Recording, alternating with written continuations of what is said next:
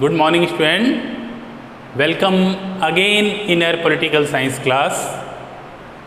Earlier we saw about Indian Constitution, general introduction, parts of Constitution, schedules of Constitution, and resources of our Constitution.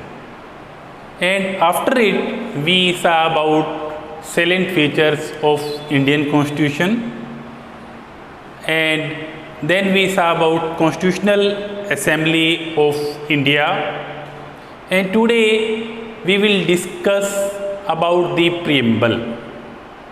देखिए, अब तक हमने संविधान के भाग, संविधान के आर्टिकल, संविधान की अनुसूचियाँ, संविधान के रिसोर्सेज और संविधान की विशेषताएं, संविधान निर्मात्री सभा, इन सब के बारे में देख लिया है।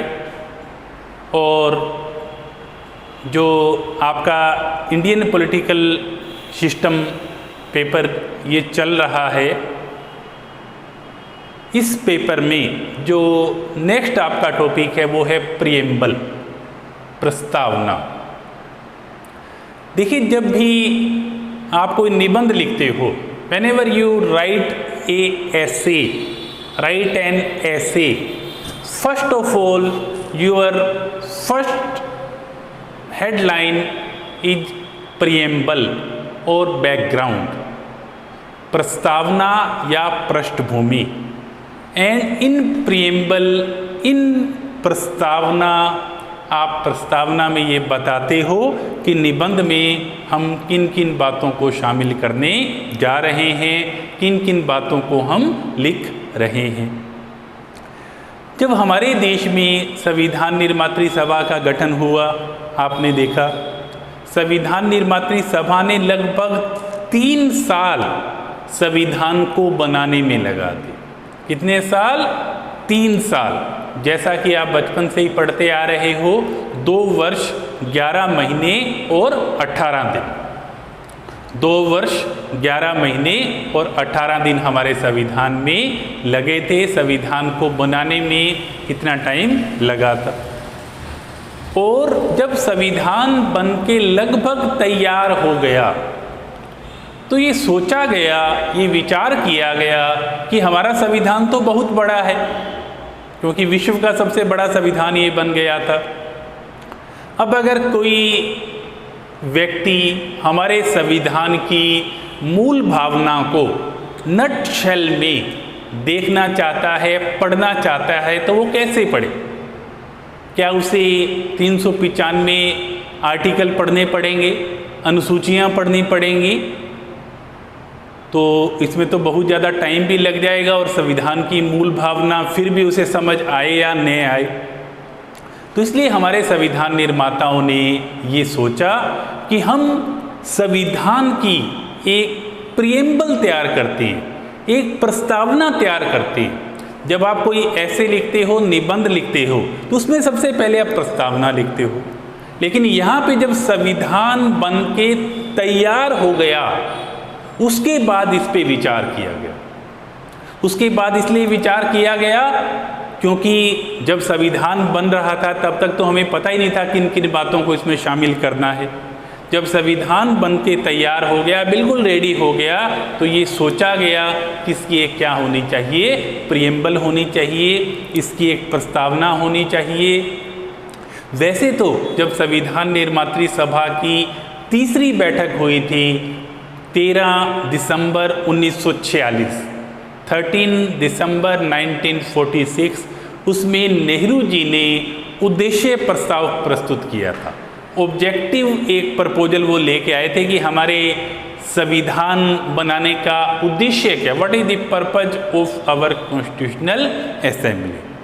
काफ़ी बातें उन्होंने क्लियर कर दी थी, लेकिन हमारे संविधान निर्माता ये चाहते थे कि लिखित रूप में भी कोई ना कोई ऐसा दस्तावेज होना चाहिए जिसे हम एक तरह से संविधान का सार, समरी या सारांश समझ लें। तो हमारे संविधान निर्माताओं ने संविधान बनने के पश्चात या संविधान जब बन रहा था, अंतिम जो स्टेप था उसमें लिखी संविधान की प्रस्तावना, दी प्रियम्बल ऑफ इंडिया। और जो ये प्रियम्बल ऑफ इंडिया है, इसकी जो शुरुआत है वो होती है, हम भारत के लोग, we the people of India. ये जो संविधान है ये किसके द्वारा बनाया जा रहा है? हम भारतीय लोगों के द्वारा बनाया जा रहा है। हम भारत के लोग भारत को एक संपूर्ण प्रभुत्व संपन्न, उसके बाद है समाजवादी, पंथ निरपेक्ष। हम भारत के लोग भारत को एक संपूर्ण प्रभुत्व संपन्न, समाजवादी, पंथ निरपेक्ष, लोकतांत्रिक गणराज्य बनाने के लिए तथा उसके समस्त नागरिकों में सामाजिक, आर्थिक एवं राजनीतिक न्याय, सामाजिक न्याय, आर्थिक न्याय एवं राजनीतिक न्याय, विचार अभिव्यक्ति, विश्वास, धर्म और उपासना की स्वतंत्रता, प्रतिष्ठा और अवसर की समता प्राप्त कराने के लिए तथा उन सब में का मतलब भारतीय लोगों में, उन सब में व्यक्ति की गरिमा और राष्ट्र की एकता तथा अखंडता सुनिश्चित करने वाली बंधुता बढ़ाने के लिए दृढ़ संकल्प होकर अपनी इस संविधान सभा में आज तारीख 26 नवंबर 1949 ईस्वी को एतद द्वारा इस संविधान को अंगीकृत, अधिनियमित और आत्मर्पित करते हैं। इसका मतलब ये है कि इस संविधान को हम क्या करते हैं? एडॉप्ट करते हैं, इम्प्लीमेंट करते हैं, लागू करते हैं। हालांकि आपको ये बता दिया गया था पहले भी कि हमारा जो संविधान है वो 26 नवंबर 1949 को बनकर तैयार हो गया था। इसे जो एग्जीक्यूट है, इसे जो इम्प्लीमेंट है वो किया गया था 26 जनवरी 1950 को। हमारा संविधान बन के तैयार हो गया था 26 नवंबर 1949 को, लेकिन इसे एग्जीक्यूट किया गया, इम्प्लीमेंट किया गया 26 जनवरी 1950 को, क्योंकि 26 जनवरी का हमारे इतिहास में एक विशेष महत्व है। इस विशेष महत्व के कारण हमारा संविधान लागू कब किया गया था? 26 जनवरी 1950 को लागू किया गया था। और ये ऐतिहासिक महत्व इस प्रकार से है, 26 जनवरी 1930 को देश में पहली बार पूर्ण स्वराज्य की घोषणा की गई थी। इसलिए ये माना गया कि 26 जनवरी का अपना एक ऐतिहासिक महत्व है और लगभग 2 महीने का ही समय रहता था। तो क्यों ने हमारे संविधान को 26 जनवरी 1950 को ही लागू किया जाए? तो ये जो प्रस्तावना हमारे संविधान निर्माताओं ने लिखी थी, नेक्स्ट क्लास में हम इसको डिटेल में डिस्क्राइब करेंगे। अभी जो 2-3 बातें इसमें विशेष रूप से बताने वाली हैं वो ये हैं कि इसमें 4 शब्दों को एक अंडाकार रूप में आपको अलग से बताया गया है, गोलाकार रूप में बताया गया है। उसमें 4 शब्द हैं। पहला है समाजवादी, दूसरा है पंथ निरपेक्ष, तीसरा शब्द है तथा और चौथा शब्द है अखंडता।